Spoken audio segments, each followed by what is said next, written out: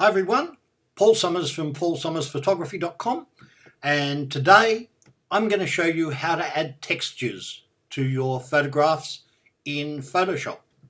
Stay tuned.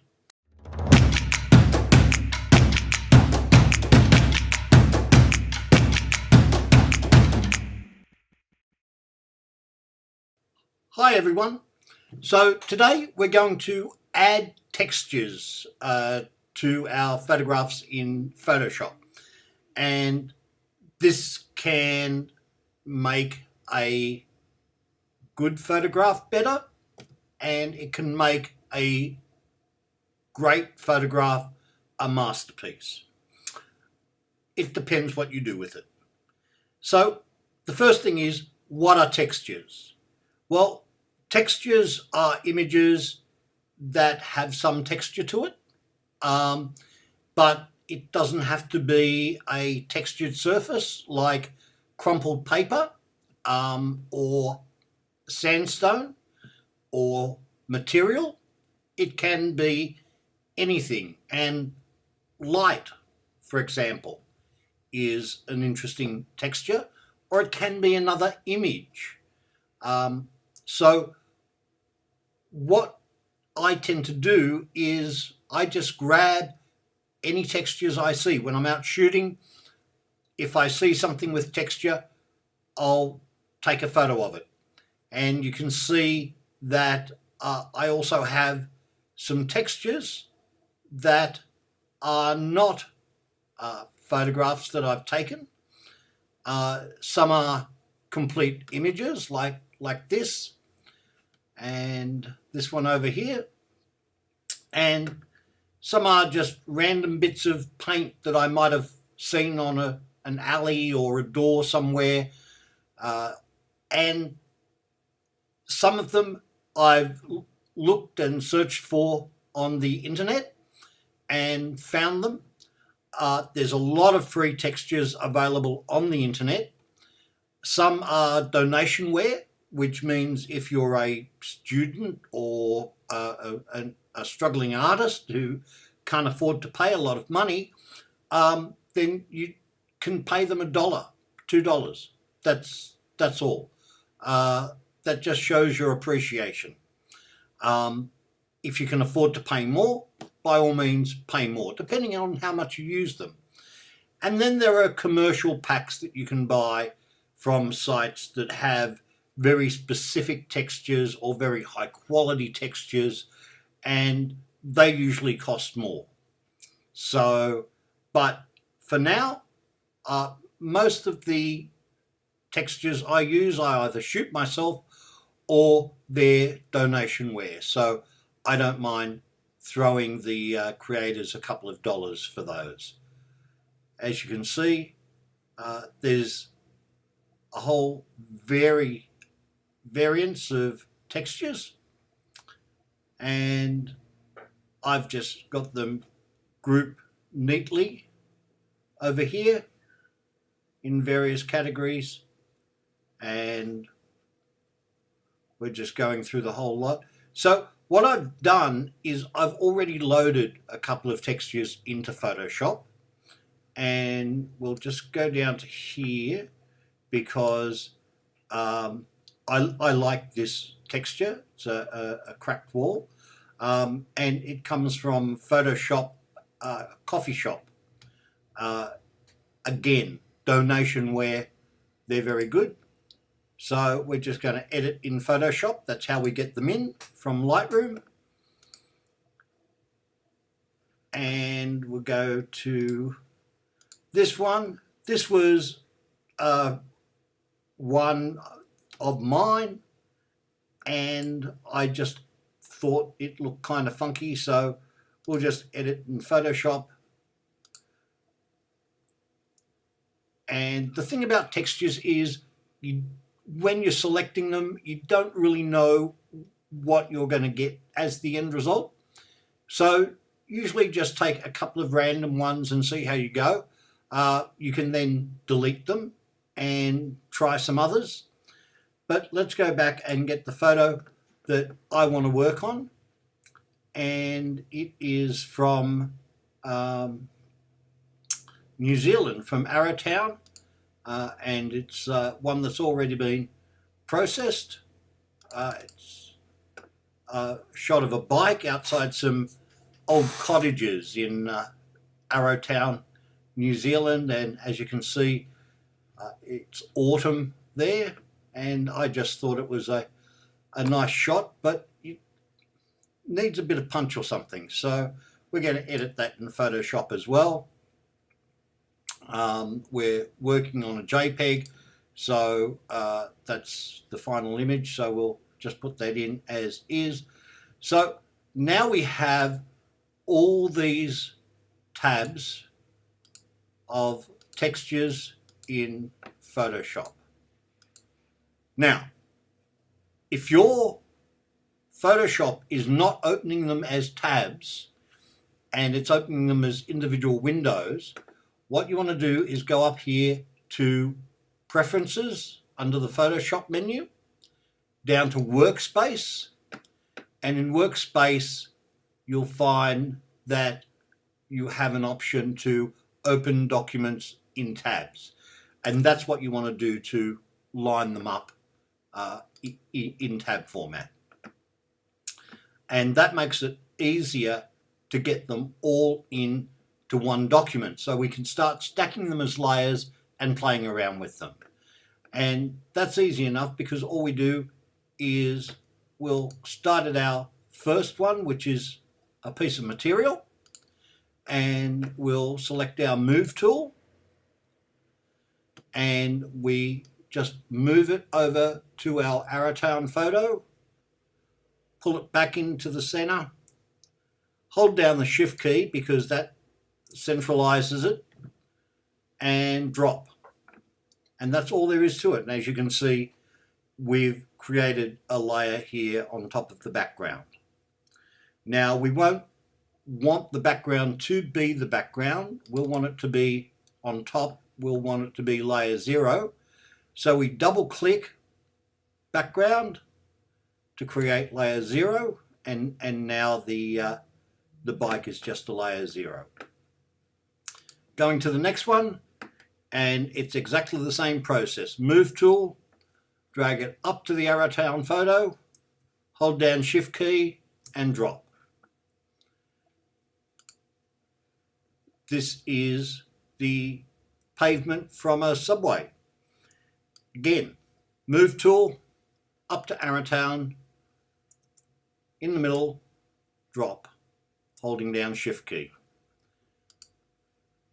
We've got our lovely wall texture, move tool, up to Arrowtown, hold down shift key, drop, and finally our Bokerish image, move tool, up to Arrowtown, hold down shift key and drop.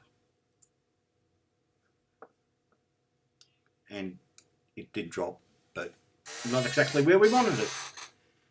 So now you can see that they're all there, and they're all different sizes and orientations, and that's easy enough to deal with because we can go into the transform tool and make them anything that we want to. So Command T on the first layer, and we just want to stretch it up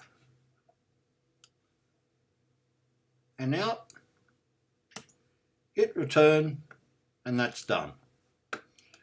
Go to our next layer, Command T, and we can rotate this so we get a better fit. Just drag it up by the corners so it covers, hit return, and we're done. Likewise with this one.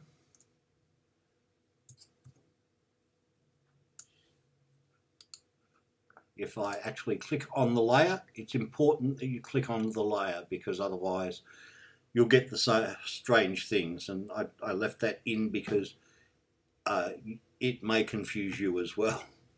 So transform, and we're going to turn it around because we can. That's close enough to 90 degrees. And you can pull it out. Now when you're pulling out corners, you can hold down the shift key and it will constrain so that the top and the side move the same amount. So it's nice and even and you don't, squishy or whatever, unless that's the effect that you want to go for. Hit return, change the layer. We'll hide that. That's already there, but let's have a look. Wow, it's a big one. So let's make that a little bit smaller. So again, we won't use the shift key because it's an odd shape, although we could have actually rotated it, but that's fine. That's what we want. Our leaf layer, this probably should be rotated, so Command T, rotate, and resize. Now the nice thing about textures is that it doesn't have to perfectly match the resolution. Because it's only small amounts of detail, if it gets too pixelated, you can probably apply a Gaussian blur to the image. But for now, we'll just wait and see exactly what we've got. So we're going to move layer 0, our bike layer, up to the top layer, and then we're going to work individually on the layers. And the first layer we're going to use is our wall. And that's a nice wall. And we now play around with our blend modes. And there are only a few blend modes that you will consistently use. The ones you will use most will be overlay, which doesn't do an awful lot there, or soft light, which doesn't do a lot, and screen, which does probably too much, and multiply, which kind of darkens it and allows you to see a little more of the texture on the bike and on the walls and things like that. But it's still too much, so we can actually lower the opacity on our texture. And we can take it down until we think it's quite reasonable. And that's quite nice there, because you can see the texture, and that's at 52%. Okay, so the next thing we're going to do is we'll take our material to put on top of it. And again, first of all, I always try overlay first off, because more than anything, that's what I use. And you can see how that's brightened it up, being overlaid on top. Now that we have two textures there, you can actually move the textures around and see what works better. But I like it there. The only thing that worries me is that the sky has now become a little orangey pinky.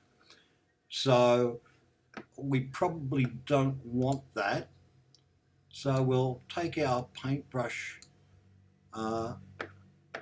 and we've applied a layer mask and opacity at 50%, black selected, and we'll just paint some of that out so that we get a bit of the blue back in. That's nice. We might take a little bit of orange out of here too, because trees are a little too orangey in that corner.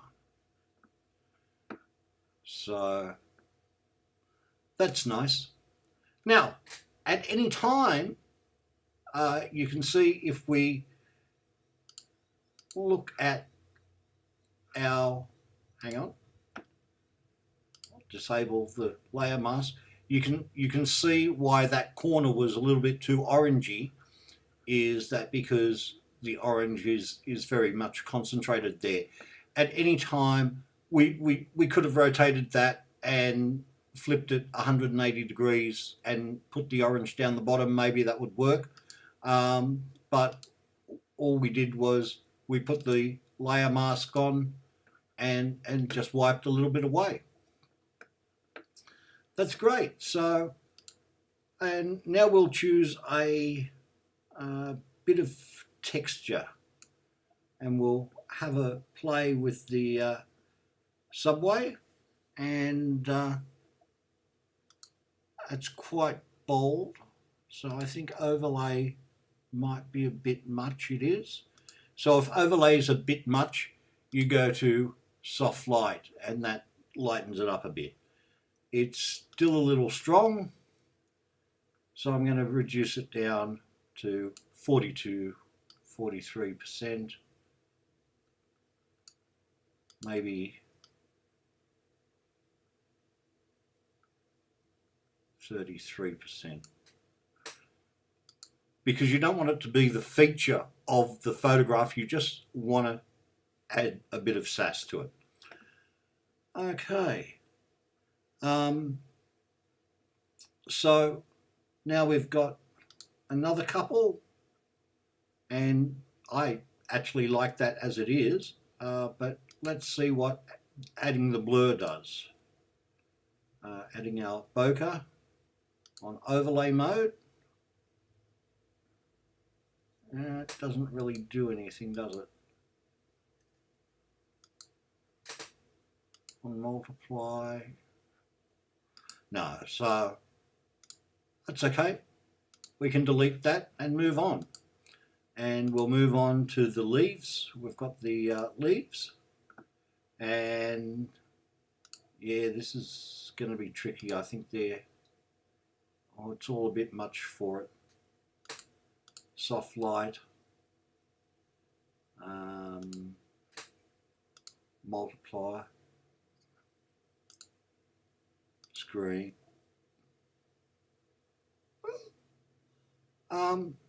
Okay, screen isn't looking too bad, but we want to fade it a bit. No, I think it's drawing a little too much attention, so we'll delete that one as well. Okay, so this is what we've got, and I think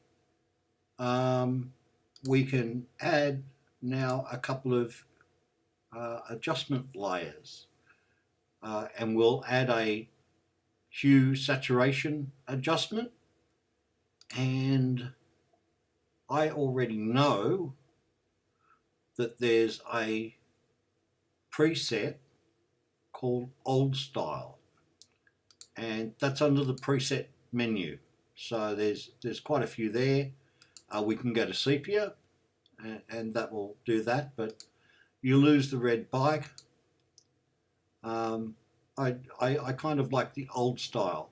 Makes it look a little postcardy, old postcard type thing. The bike though is a little bit red for the postcard look.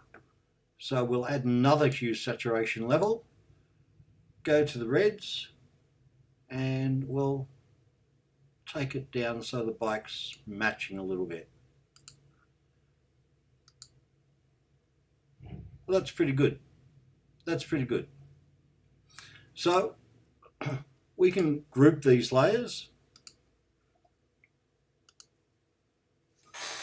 We'll call it texture. Okay, and we started with this, which is very nice, and we have this now. The only thing that I might add is a bit of vignetting. So what we want to do is we want to stamp visible, and that is the big Command Option Shift E. Creates a stamped layer of everything below, and we can go up to Camera Raw, and we can add a little bit of vignetting on it. Not too much. There we go. And I think we're finished. So the other thing is that if you want to do it in Luminar, it's more or less the same thing. You add an image layer rather than an adjustment layer, and you can play around with it as much as you like, and again stack the layers up. If there's enough need out there, people want to see how you do it in Luminar, leave a comment somewhere below this video, and I'll do a separate one on Luminar. So that's all for this week. Don't forget to stop by paulsummersphotography.com, where you can get my lovely photos on fine art prints, wall art, iPhone cases, shower curtains, doonas. We've got it all. Until next time, see you then. Happy snapping. Bye.